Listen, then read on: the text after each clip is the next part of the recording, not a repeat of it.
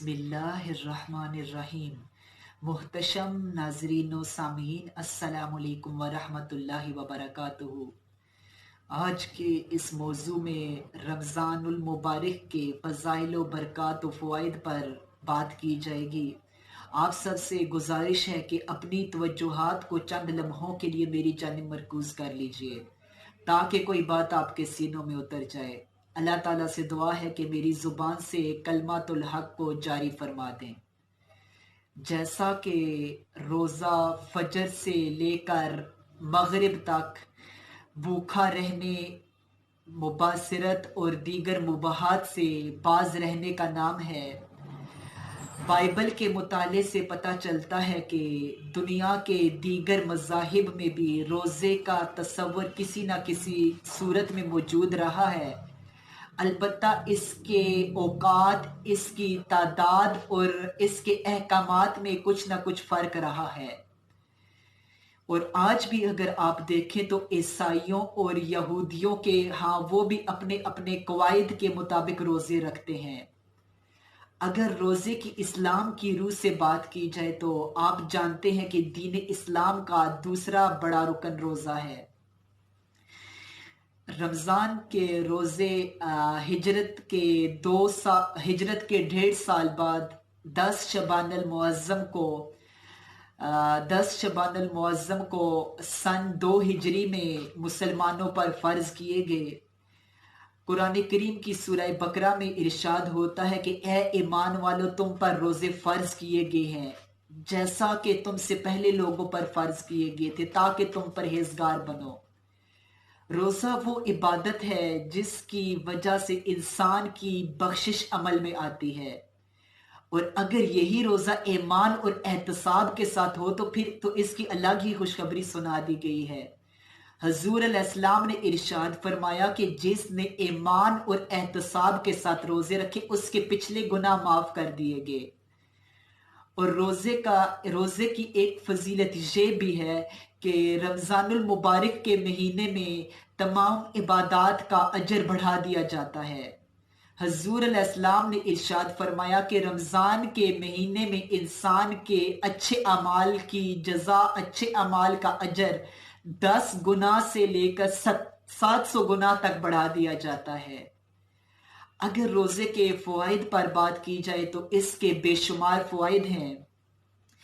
आप जानते हैं कि अगर इंसान ख्वाहिशात के सामने सर झुका लेता है तो यूं इसका सीरत और इसकी किरदार कमज़ोर हो जाता है, और अगर यही इंसान ख्वाहिशात पर कंट्रोल कर लेता है तो इसकी सीरत और इसका किरदार मजबूत होने लगता है। और रोज़े का यही फ़ायदा है कि ये इंसान के सीरत और किरदार को मजबूत बनाता है। रोज़े का दूसरा फ़ायदा ये है कि इससे इंसान मुशक्क़त बर्दाश्त करने का आदी हो जाता है। जैसा कि ये इंसानी ज़िंदगी का एक कानून है कि इंसान कामयाबी हासिल करने के लिए बहुत सी मुश्किलात और मुशक्क़तों का सामना करना पड़ता है।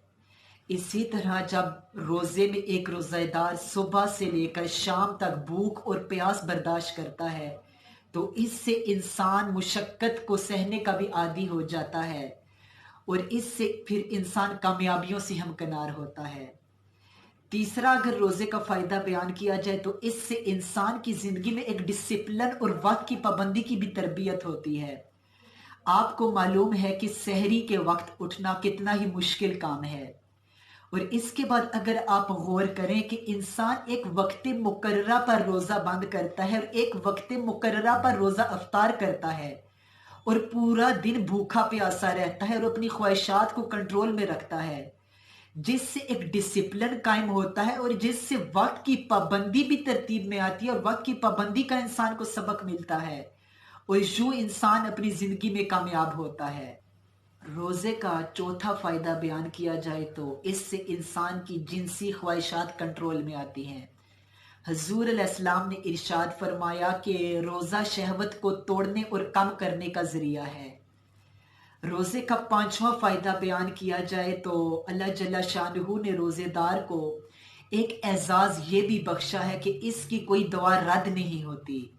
حضور علیہ السلام نے ارشاد فرمایا کہ 3 لوگ ایسے ہیں جن کی دعائیں رد نہیں ہوتی، ایک روزے دار کی افطار کے وقت، دوسرا عادل بادشاہ اور تیسرا مظلوم۔ ان 3 لوگوں کی دعائیں رد نہیں ہوتی۔ چھٹا فائدہ روزے کا بیان کیا جائے تو روزہ قیامت کے دن انسان کی شفاعت بھی کرے گا۔ اللہ اکبر!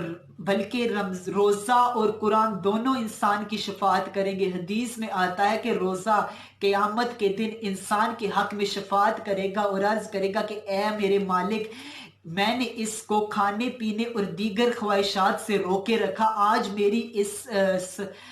آج میری شفاعت کو قبول فرما۔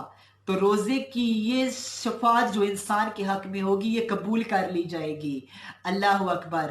اس کے علاوہ آج یہ معاشرے میں ایک ٹرینڈ چل پڑا ہے کہ بہت سے لوگ روزے سے دور بھاگتے ہیں، روزہ نہیں رکھتے، اور بالخصوص معذرت کے ساتھ ہمارے تاجر برادران اور اس کے علاوہ جو ہمارے اسٹوڈنٹ کالجز یونیورسٹیز کے ہوتے ہیں، وہ یہ کہتے ہیں کہ ہم نے یونیورسٹی جانا ہوتا ہے، ہم نے تو بزنس میں جانا ہوتا ہے، تو وہ اس وجہ سے روزہ نہیں رکھ پاتے۔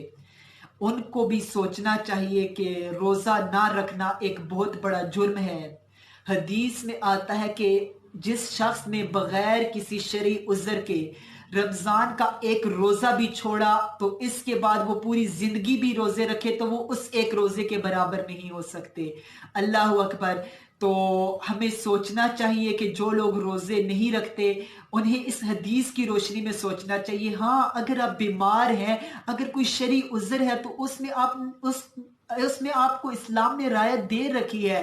آپ مفتیان کرام سے، علماء کرام سے رہنمائی حاصل کیجئے، آپ کو اسلام نے اس میں رعایت